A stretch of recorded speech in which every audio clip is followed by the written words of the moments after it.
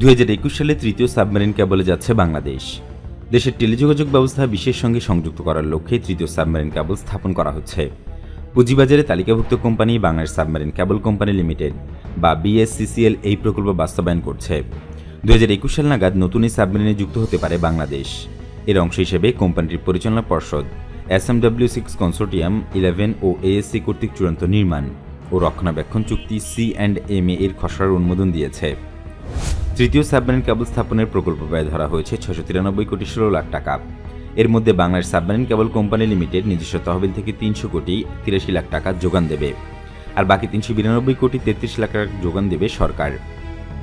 আন্তর্জাতিক টেলিযোগাযোগ ও তথ্য প্রবাহের ক্ষেত্রে সাবমেরিন কেবলের ভূমিকা অপরিহার্য।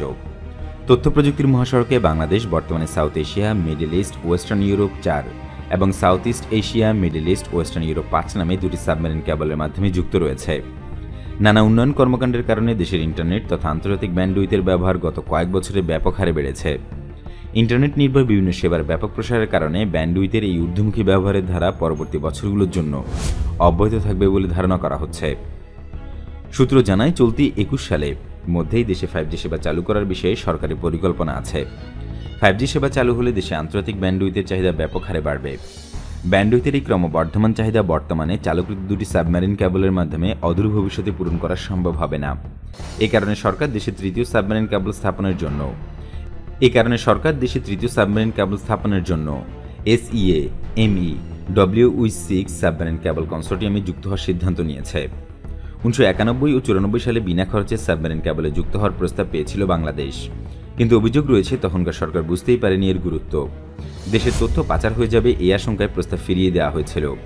পরপর দুবার তথ্য প্রযুক্তির মহাসড়কে যুক্ত হওয়ার সুযোগ মিস করলেও 2006 সালে সেই ঘটনার আর পুনরাবৃত্তি হয়নি। ওই বছরের 21 মে বাংলাদেশ যুক্ত হয়েছিল CME-UE4 সাবমেরিন কেবলে, যদিও এর জন্য বাংলাদেশকে গুনতে হয়েছিল 750 কোটি টাকা। এরপর বাংলাদেশ দ্বিতীয় কেবলও যুক্ত হয়েছে, অপেক্ষা এখন তৃতীয় সাবমেরিন কেবলের। সাবমেরিন কেবলের সঙ্গে যুক্ত হওয়াকে স্বাধীনতার 50 বছরের অন্যতম সেরা অর্জন বলে অভিহিত করেছেন প্রযুক্তি সংশ্লিষ্টরা। এই সংযুক্তির ফলে রূপকল্প 2021 বাস্তবায়ন, 2031 ও 2041 পদার্পণ করা সহজ হবে। সাবমেরিন কেবলে যুক্ত হওয়ার ফলে আমদানিকারকদের দেশ থেকে বাংলাদেশ এখন ব্যান্ডউইথ রপ্তানিকারকের দেশে পরিণত হয়েছে।